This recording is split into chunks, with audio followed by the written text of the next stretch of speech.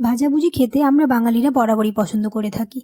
ডাল ভাত বা রুটি পরোটার সাথেও ক্রমশই খেয়ে থাকি। আসসালামু আলাইকুম, কেমন আছো তোমরা সবাই? নতুন একটা রেসিপিতে তোমাদের সবাইকে স্বাগত জানাই। আজ তোমাদের সাথে শেয়ার করব চটপটা বেগুন ভাজা একদম কম তেলে কি করে তৈরি করবে। দেখে নাও তাহলে আজকের রেসিপি।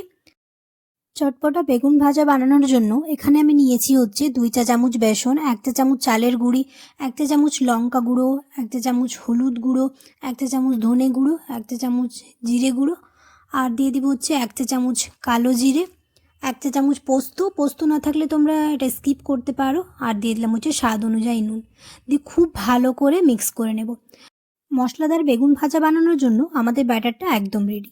আর বেগুনগুলো এরকম করে কেটে নেব, বেশি মোটা থাকলেও হবে না আর বেশি পাতলাও না। এবার ওই ব্যাটারের মধ্যে বেগুনগুলো চুবিয়ে নেব। খুব ভালো করে কোট করে নেব বেগুনগুলো, আর এরকম করে ঝেড়ে নেব। খুব ভালো করে ঝেড়ে নেব যাতে এক্সট্রা আর ওই ব্যাটারটা না থাকে। অনেকেই আছো ভিডিও দেখে চলে যাচ্ছ, সাবস্ক্রাইব করো না, অবশ্যই সাবস্ক্রাইব করে দিও। আর ফ্রেন্ডস আর ফ্যামিলির সাথে বেশি বেশি করে ভিডিওটা শেয়ার করে দিও। যদি ফেসবুক থেকে দেখো তাহলে অবশ্যই পেজটাকে ফলো করে দিও। তো এরকম করে সমস্ত বেগুনই কোট করে নেব।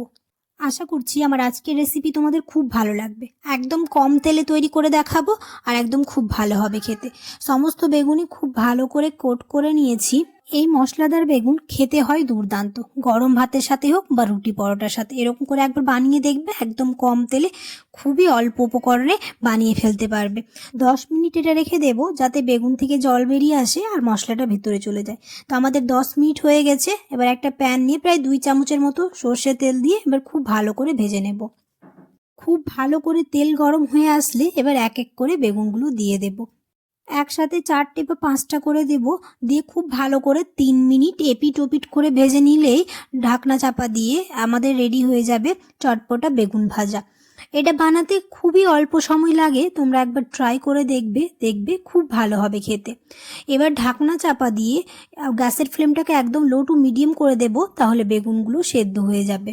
3 মিনিট এই পিঠ ভালো করে ভেজে নিয়েছি। এবার 3 মিনিট অপর পিঠও খুব ভালো করে ভেজে নেব, তাহলে রেডি হয়ে যাবে আমাদের মশলাদার বেগুন ভাজা। আশা করছি আমার আজকের রেসিপি বুঝতে তোমাদের কোনো অসুবিধা হয়নি।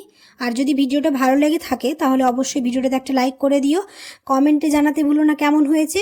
দেখা হবে খুব শিগগিরই পরের একটি নতুন রেসিপিতে। সবাই খুব ভালো থাকবে, সুস্থ থাকবে, সাবধানে থাকবে। আল্লাহ হাফেজ। আর দেখতেই পাচ্ছ কতটা চটপটা হয়েছে, গরম ভাতের সাথে একদম জমে যাবে।